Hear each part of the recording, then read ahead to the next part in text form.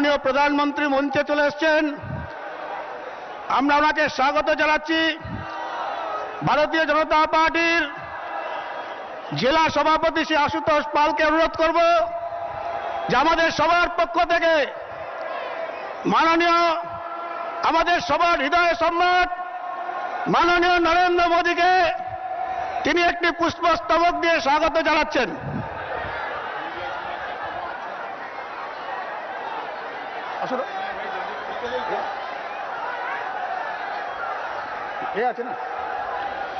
উপবীত দিয়ে স্বাগত জানাচ্ছেন।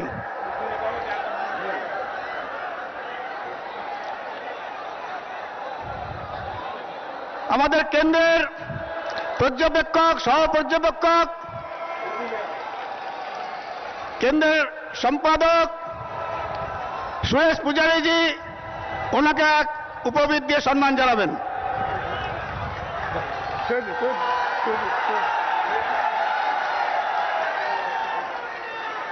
শ্রী চৈতন্যদেব নদিয়াতে জন্মগ্রহণ করেছেন, তার একটি প্রতিরূপ আর মাননীয় নরেন্দ্র মোদী দিয়ে তার হাতে তুলে দিলেন আমাদের কেন্দ্রের সম্পাদক শ্রী সুরেশ পূজারীজি।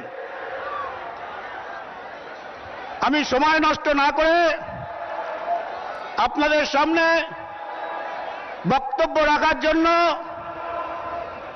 ভারতবর্ষের আপামর জনগণের হৃদয় সম্রাট মাননীয় প্রধানমন্ত্রী শ্রী নরেন্দ্র মোদীজিকে আহ্বান করব যে তার বক্তব্য শুরু করার জন্য আপনারা সবাই মিলে বলুন, মাননীয় নরেন্দ্র মোদী स्वागतम, भारत माता की। माननीय नरेंद्र मोदी जी को आह्वान करता हूं जी अपना वक्तव्य रखने के लिए।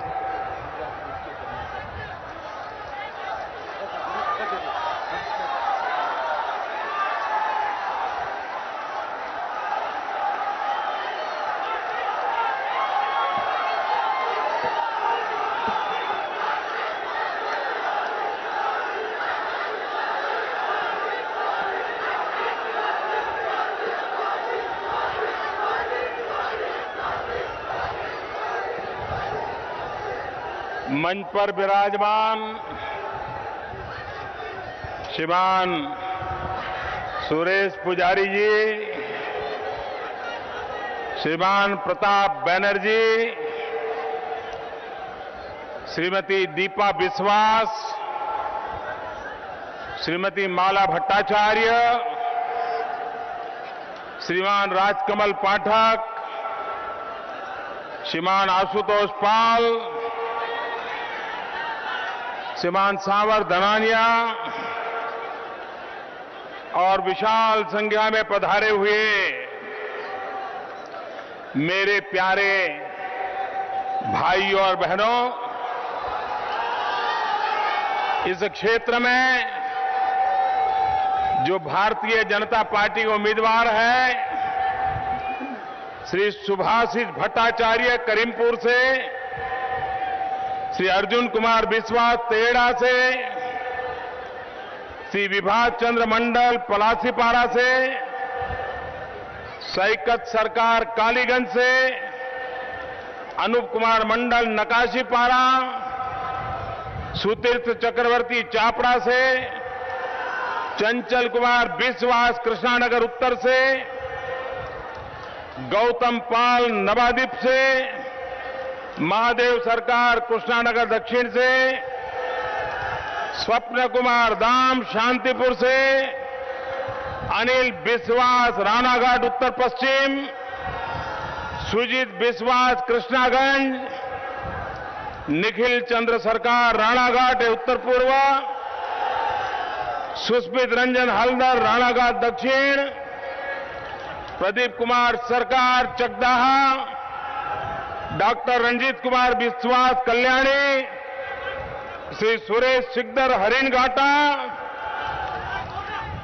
भारतीय जनता पार्टी ने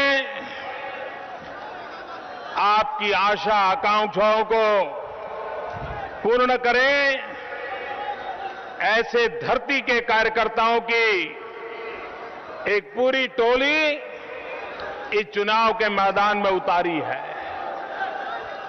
ये भारतीय जनता पार्टी के वो उम्मीदवार हैं जो आपके सुख दुख के साथी हैं,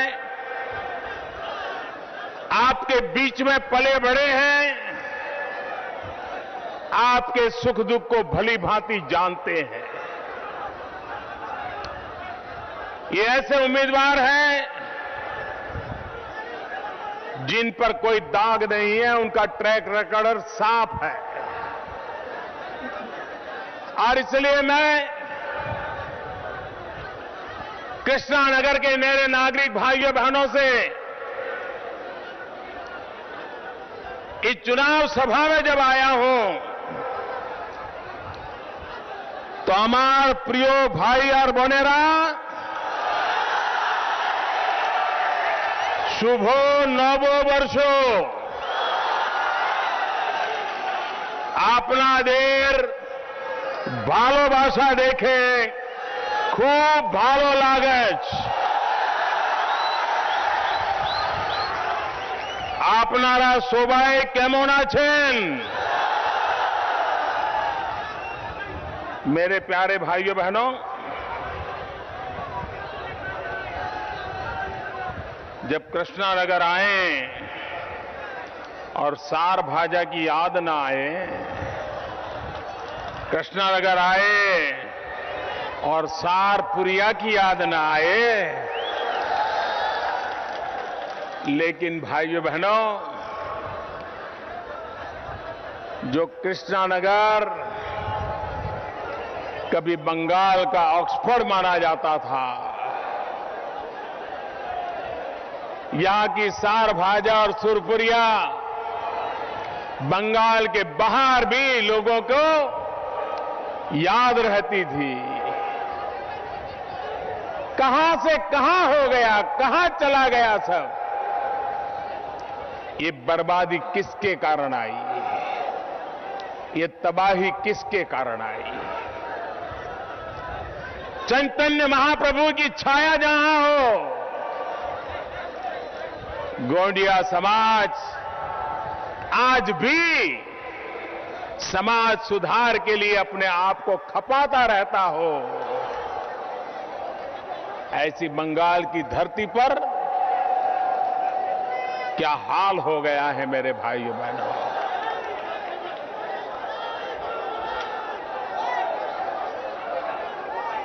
मैं इस चुनाव के दरमियान पहले भी बंगाल में आया था। ये तीसरे दौर के मतदान के समय भी आया हूं, लेकिन पराजय के कगार पर खड़ी हुई टीएमसी पार्टी अपना होश हवास खो बैठी है। ममता जी और उनके दल ने पराजय स्वीकार कर लिया है और इसलिए अब वो राजनीतिक दलों से लड़ाई नहीं लड़ रही है, वे अब इलेक्शन कमीशन से लड़ाई लड़ रही है। अरे दीदी, ये इलेक्शन कमीशन एक स्वतंत्र संस्था है। पूरे विश्व में भारत के इलेक्शन कमीशन की एक प्रतिष्ठा है और जैसे खेल में हर खिलाड़ी एम्पायर का सम्मान करता है, एम्पायर का आदर करता है, चुनाव के मैदान में भी हम सभी राजनीतिक दलों का दायित्व बनता है, सभी उम्मीदवारों का दायित्व बनता है कि हम इलेक्शन कमीशन का आदर करें, नीति नियमों का पालन करें। अरे चुनाव तो आए जाएंगे दीदी, लेकिन अगर संस्थाएं टूट जाएगी, संस्थाएं खत्म हो जाएगी, तो देश नहीं चल पाएगा। और इसलिए इलेक्शन कमीशन ने ममता जी को उनकी वाणी वर्तन व्यवहार के लिए नोटिस दिया, उनका काम था। और आपका काम था अपनी बात बताना, आपकी जिम्मेवारी थी, आपका दल उनको मिले, अपना पहलू बताए। लेकिन उसके बजाय आप कहती हैं 19 तारीख के बाद मैं देख लूंगी। अरे देखना था तो 5 साल ये बंगाल की धरती आपको दी थी, यहां के लोगों के दुख दर्द देखे होते, यहां के लोगों की परेशानी देखी होती, यहां की गरीबी देखी होती, तो आज इलेक्शन कमीशन को देख लूंगी ये धमकियां देने की नौबत नहीं आती। आखिरकार देश कानून, नियम और व्यवस्थाओं से चलता है। अगर आप उसी को मानने से इनकार करोगे तो फिर तो आपको लोकतंत्र में आस्था है कि नहीं है, भारत के संविधान के प्रति आपकी आस्था है कि नहीं है, इस विषय में भी जनता जनार्दन के सामने स्पष्ट करना पड़ेगा। भाइयों बहनों, मैं जानता नहीं हूं, लेकिन हमने कहीं पढ़ा, अब जो पढ़ते हैं सब छानबीन करके हम बोलना चाहिए, लेकिन मेरे पास समय नहीं था, तो मैंने सुना कि जो दीदी को नोटिस दिया गया उसका जवाब सरकार के चीफ सेक्रेटरी ने दिया। अगर ये हुआ है तो ये तो सबसे बड़ा चुनावी नियमों का भंग है, क्योंकि इलेक्शन कमीशन ने मुख्यमंत्री को नोटिस नहीं दिया है। इलेक्शन कमीशन ने टीएमसी के नेता को, टीएमसी के उम्मीदवार ममता दीदी को नोटिस दिया है, उसका जवाब टीएमसी पार्टी ने देना चाहिए, टीएमसी पार्टी के किसी वकील ने देना चाहिए, या स्वयं ममता दीदी ने देना चाहिए। सरकार का दुरुपयोग नहीं होना चाहिए, मुख्य सचिव ने इस प्रकार का जवाब नहीं देना चाहिए, अगर दिया है तो, क्योंकि मैं दावा नहीं कर सकता हूं, मुझे आते आते किसी ने बताया। लेकिन अगर ऐसा हुआ है तो आपने चुनावी नियमों का खुलेआम भंग किया है, आपने सरकार का दुरुपयोग किया है। और आपको मालूम है, श्रीमती इंदिरा गांधी की 6 साल के लिए सदस्यता गई थी, क्योंकि उन्होंने सरकार का दुरुपयोग किया था। ममता जी कानून का काम करेगा। भाइयों बहनों, जय और पराजय होते रहते हैं, ये लोकतंत्र का स्वभाव है। लेकिन अगर पराजय के डर के कारण व्यवस्थाओं को ही नष्ट कर दें, तो मैं नहीं मानता हूं कि इतना बड़ा देश, विविधताओं से भरा देश, अनेक प्रकार से संकटों से गुजर करके निकला हुआ देश नई मुसीबतों में फंसा दोगे आप। भाइयों बहनों, बंगाल का हाल क्या है? एक जमाना था कृष्णनगर के डीएल राय, द्विजेंद्र लाल राय, इस बंगाल का, कृष्णनगर का, इस धरती का कैसा वर्णन करते थे। वो कहते थे, धन्नो धान्य पुष्प भोरो आमादेर एई वसुंधरा। धन्नो धान्य पुष्प भोरो आमादेर एई वसुंधरा। ताहार माजे आछे देश एक, सकल देशेर सेरा। ओसे जे स्वप्नो दिए तोयरी, सेजे स्मृति दिए घेरा।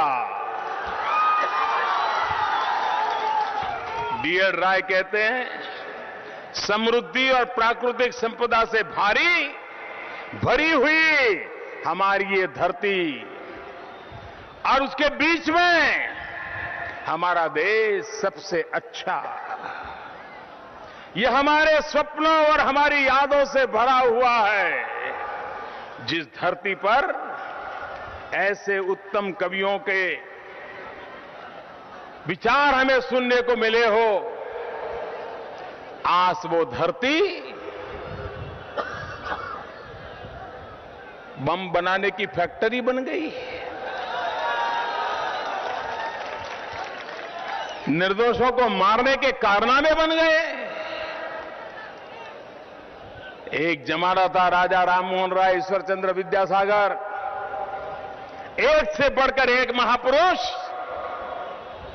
पूरे हिंदुस्तान का मार्गदर्शन करते थे। एक समय था अंग्रेजों को कलकत्ता की धरती पर आने की प्रेरणा मिली थी यहां की समृद्धि को देख करके, लेकिन आज वही धरती के नौजवान रोजगार के लिए पश्चिम बंगाल छोड़ करके बाहर जा रहे हैं। मुझे बताइए नौजवान, बंगाल में आपको रोजगार मिलना चाहिए कि नहीं मिलना चाहिए? रोजगार मिलना चाहिए कि नहीं मिलना चाहिए? आज रोजगार की संभावना नजर आ रही है। कोई नए रोजगार के लिए सरकार कुछ कर रही है? बस उनको 24 घंटे रोजगार नहीं, राजनीति करनी है। भाइयों बहनों, वो अपनी रोजगारी के लिए काम करते हैं, आपकी रोजगारी के लिए काम करने के लिए उनके पास फुर्सत नहीं।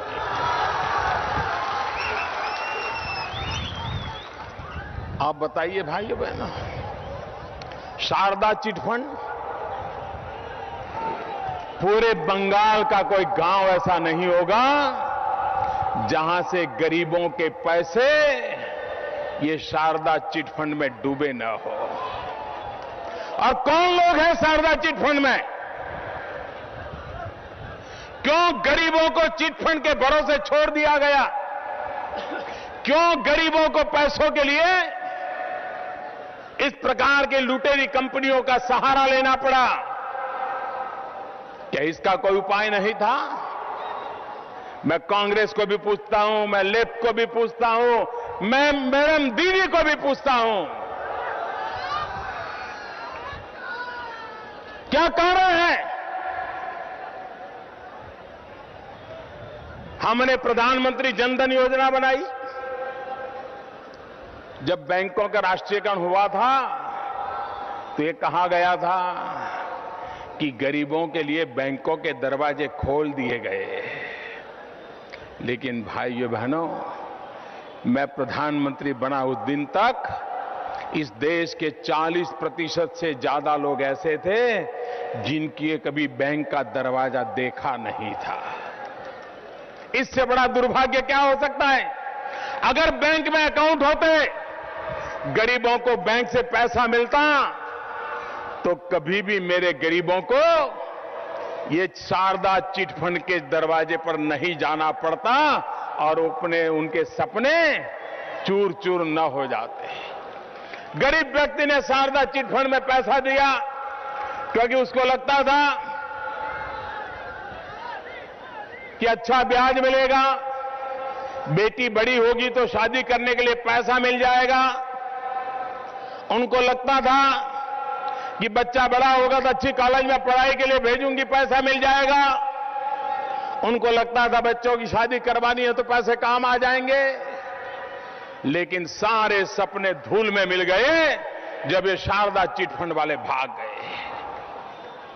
और अभी आपने देखा होगा ये बड़ी बड़ी बातें करने वाले लोग कैसा कारनामा करते हैं। आपने देखा होगा,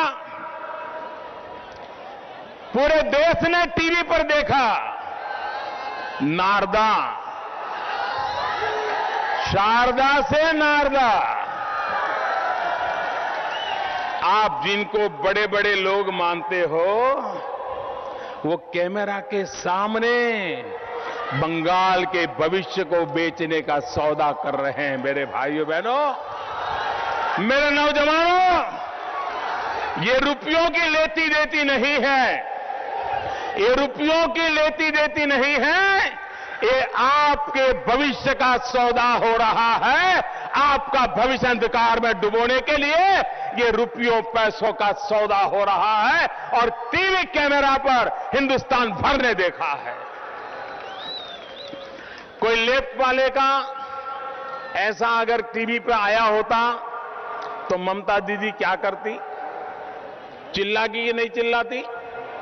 पूरे बंगाल के अंदर घूम घूम करके बताती कि नहीं बताती? ममता दीदी, ये कैसा परिवर्तन आप में आ गया दीदी, ये पैसा परिवर्तन आप में आ गया कि आप नारदा में जो खुलेआम कैमरा के सामने पैसे ले रहे हैं और वो सौदा कर रहे हैं, अगला हफ्ता कब दोगे, टेंडर का सौदा कर रहे हैं, माल सामान का सौदा कर रहे हैं, किसको कितना पैसा मिलेगा उसकी बात करते हैं, और मुझे तो इतना दिया, उसको जरा इतना पहुंचाना, ये भी सलाह देते हैं। भाइयों बहनों, ये सवाल 5, 50, 100 करोड़ रुपयों का नहीं है, ये आपके भविष्य के साथ खिलवाड़ हो रहा है। यहां सिंडिकेट कल्चर चल रहा है। अगर बंगाल को मुक्त करना है तो सिंडिकेट कल्चर से मुक्त करना है।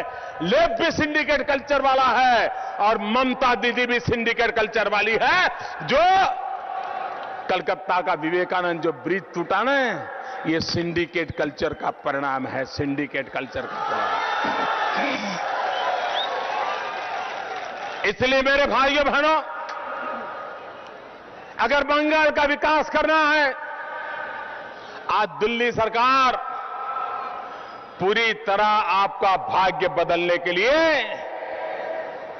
वचनबद्ध है, संकल्पबद्ध है मेरे भाइयों बहनों। लेकिन अगर यहां की सरकारें आपके भाग्य लिए कुछ करना नहीं चाहती हैं, तो मेरे भाइयों बहनों, आपका भविष्य बदल नहीं सकता है। आप मुझे बताइए, ये हमारा कृष्णानगर, ऐतिहासिक धरोहर वाला कृष्णानगर, क्या यहां टूरिज्म डेवलप हो सकता है कि नहीं हो सकता है? देश और दुनिया के टूरिस्ट यहां आ सकते हैं कि नहीं आ सकते हैं? यहां टूरिज्म की इतनी संभावनाएं हैं। और भाइयों बहनों, टूरिज्म एक ऐसा क्षेत्र है जिसमें कम से कम पूंजी लगा करके भी, मिनिमम इन्वेस्टमेंट से भी लोग रोजी रोटी कमा सकते हैं। टूरिज्म गरीब को रोजगार देता है। अगर टूरिज्म पनपता है तो बिस्किट बेचने वाला कमाता है, सींग चने बेचने वाला कमाता है, यहां की प्रसिद्ध मिट्टी के डॉल, गुड़िया, ये बनाने वाले कमा सकते हैं, ऑटो रिक्शा वाला कमा सकता है, टैक्सी वाला कमा सकता है, चाय वाला, पकोड़े वाला, फुटपाथ पर सामान बेचने वाला, ये भी कमा सकता है। लेकिन भाइयों बहनों, ये बंगाल में जो सरकार है, उस सरकार ने आपके साथ घोर अन्याय किया है। हिंदुस्तान में ये नाडिया एक ऐसा जिला है जिसे 2 बार आजादी मिली, 2 बार आजादी मिली। 15 अगस्त को अंग्रेजों से आजादी मिली, फिर ये नाडिया जिला पाकिस्तान में चला गया, आज जिसे बांग्लादेश कहते हैं, पूर्वी पाकिस्तान में चला गया। फिर 18 तारीख को वापस लाया गया। भाइयों बहनों, 15 अगस्त और 18 अगस्त 2-2 आजादी मिली है आपको। और इसलिए भाइयों बहनों, इनके पहले ही दिन से आपके प्रति कितनी उपेक्षा होगी, वरना ये कांग्रेस पार्टी 15 तारीख को इसको पाकिस्तान को क्यों सौंप देती। लेकिन जनता का आक्रोश ऐसा फूट निकला कि उसे वापस लेना पड़ा। भाइयों बहनों, ये आपके साथ अन्याय हुआ है। भाइयों बहनों, हिंदुस्तान में अगर पूर्वी हिंदुस्तान का विकास नहीं होगा तो भारत का कभी भी विकास पूरा नहीं होगा। भारत का विकास अधूरा रहेगा। पश्चिम हिंदुस्तान, कर्नाटक हो, गोवा हो, महाराष्ट्र हो, गुजरात हो, राजस्थान हो, हरियाणा हो, मध्य प्रदेश हो, इन सब का विकास हो जाए और उड़ीसा पीछे रह जाए, बिहार पीछे रह जाए, पूर्वी उत्तर प्रदेश पीछे रह जाए, पश्चिम बंगाल पीछे रह जाए, आसाम पीछे रह जाए, नॉर्थ ईस्ट पीछे रह जाए, तो कभी भी भारत का पूर्ण विकास नहीं होगा। वो विकास अधूरा रह जाएगा। भाइयों बहनों, आज तक दिल्ली में जो सरकारें बैठी, उन सरकारों ने पूरब की जो ताकत है, उस ताकत को न पहचाना, न उसके लिए कोई योजना बनाई। आज दिल्ली में ऐसी सरकार बैठी है जिसका सपना है कि हिंदुस्तान का संपूर्ण विकास करना है, तो हिंदुस्तान के पूर्वी इलाके का भी विकास होना चाहिए, पूर्वी छोर का भी विकास होना चाहिए। पश्चिम बंगाल, भाइयों बहनों, हमारी जो एक्ट ईस्ट पॉलिसी है, पूर्वी के देशों तक, कलकत्ता देश को चलाने की एक बहुत बड़ी ताकत बन के फिर से उभर सकता है। अंग्रेजों के जमाने से पहले कलकत्ता की जो ताकत थी, वो दोबारा पैदा हो सकती है।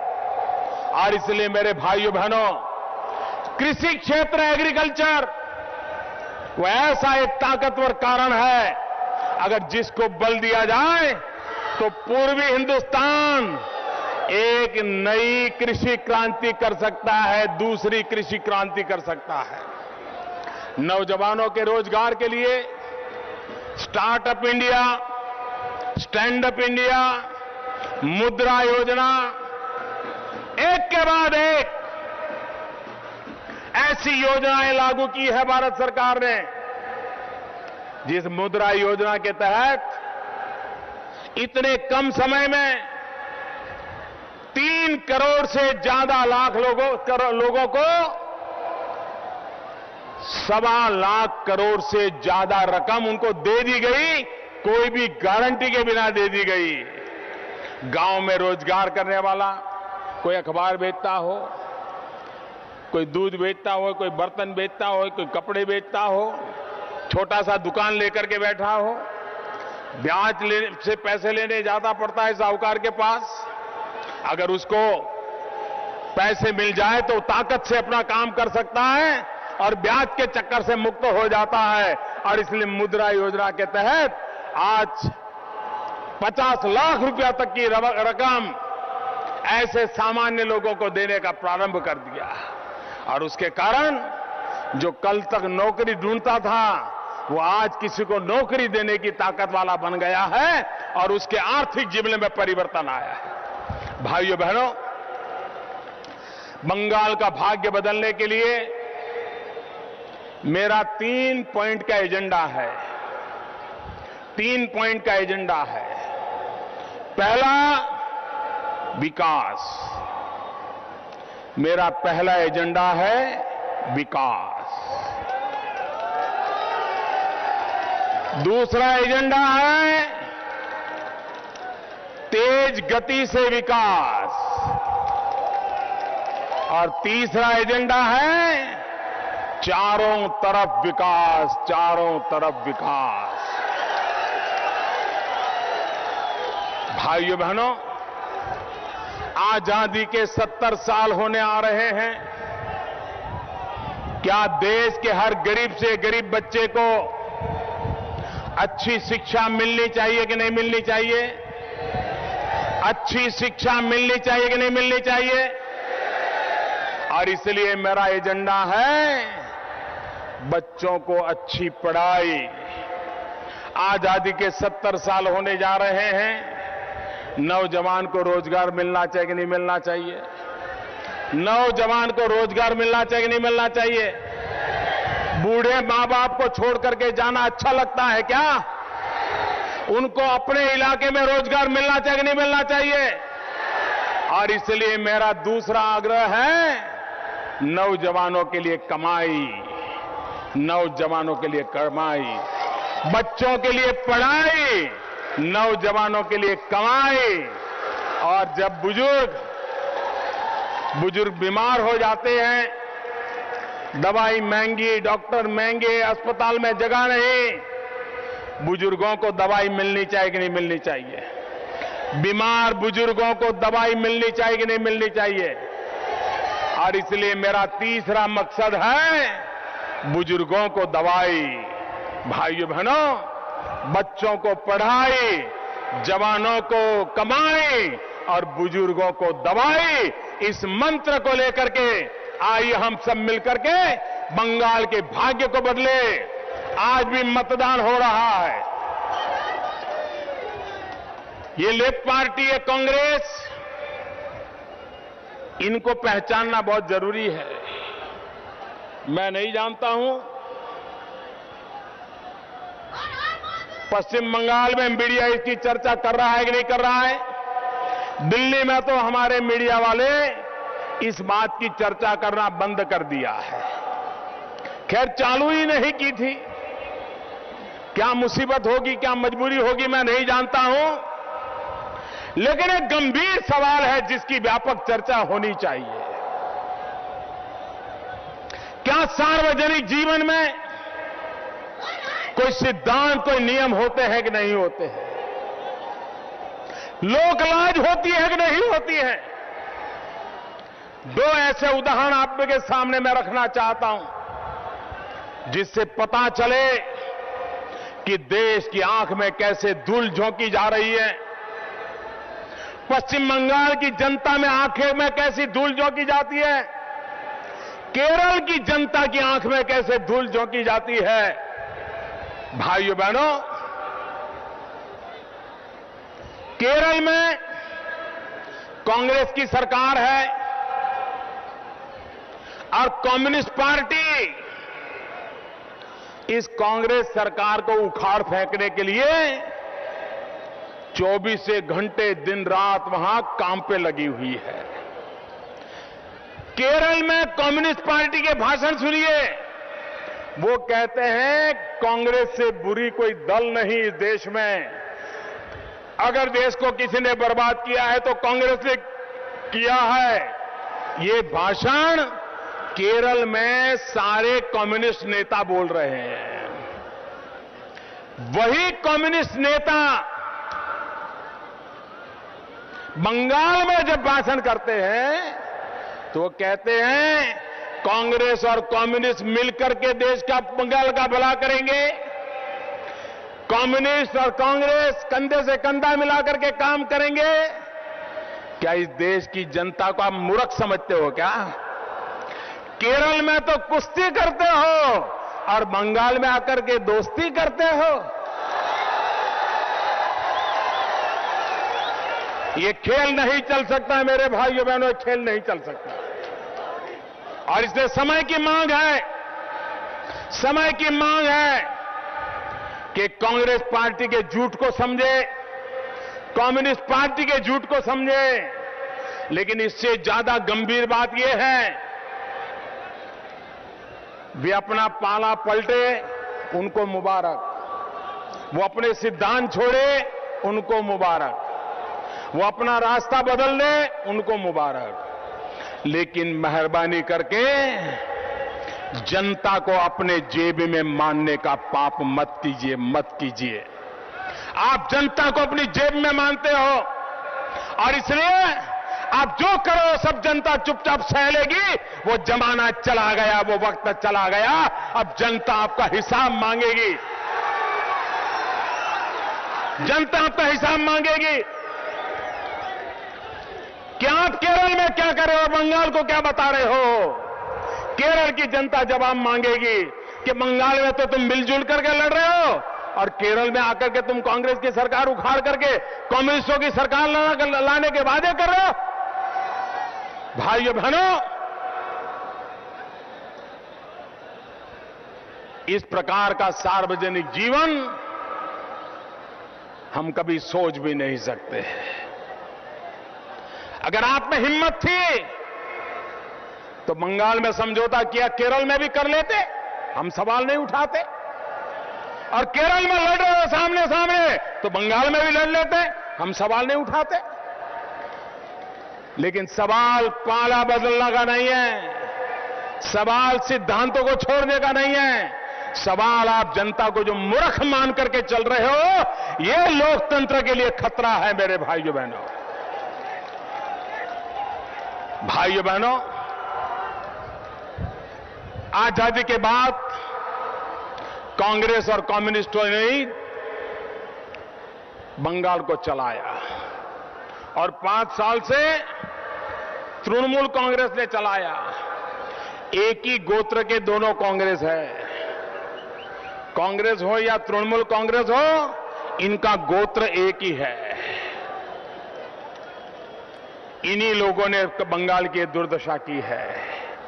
आप देखिए, हिंदुस्तान में जहां जहां भारतीय जनता पार्टी को सेवा करने का मौका मिला है, उन सभी जगह पर उस राज्य की प्रगति हुई है। चाहे गोवा देख लें, महाराष्ट्र देख लें, मध्य प्रदेश देख लें, गुजरात देख लें, राजस्थान देख लें, झारखंड देख लें, छत्तीसगढ़ देख लें। जहां जहां भाजपा को 5 साल भी सेवा करने का मौका मिला, उसने राज्य को नई ऊंचाइयों पर ले गए हैं। ये हमारा ट्रैक रिकॉर्ड है और इसलिए आज मैं हमारे ट्रैक रिकॉर्ड पर आपसे आग्रह करने आया हूं कि आप भारतीय जनता पार्टी को भव्य विजय दिलाइए, भारी बहुमत से विजय दिलाइए और भ्रष्टाचार मुक्त बंगाल का सपना पूरा कीजिए, हिंसा से मुक्त बंगाल का सपना पूरा कीजिए, नौजवानों के भविष्य को उज्जवल बनाने वाले सपनों को पूरा करने का प्रयास कीजिए और भारतीय जनता पार्टी के उम्मीदवारों को भारी बहुमत से विजयी बनाएं। इसी एक अपेक्षा के साथ आप सबका बहुत बहुत धन्यवाद।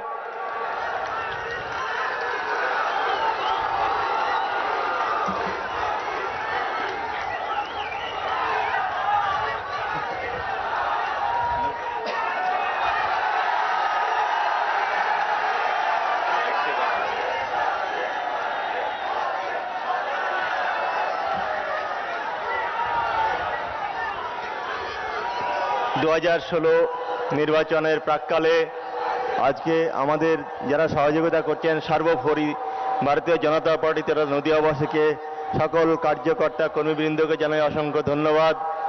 সারা নদিয়া জেলার যিনি প্রশাসনিকভাবে দায়িত্ব, নদিয়া জেলার জেলা শাসক এবং নদিয়া জেলার পুলিশ সুপার জানাই জাতীয়তাবাদী অভিনন্দন। সর্বোপরি যাদের অভিনন্দন জানাই, আজকে এই প্যান্ডেল করে যে সহযোগিতা করেছেন, তিনাকে আমরা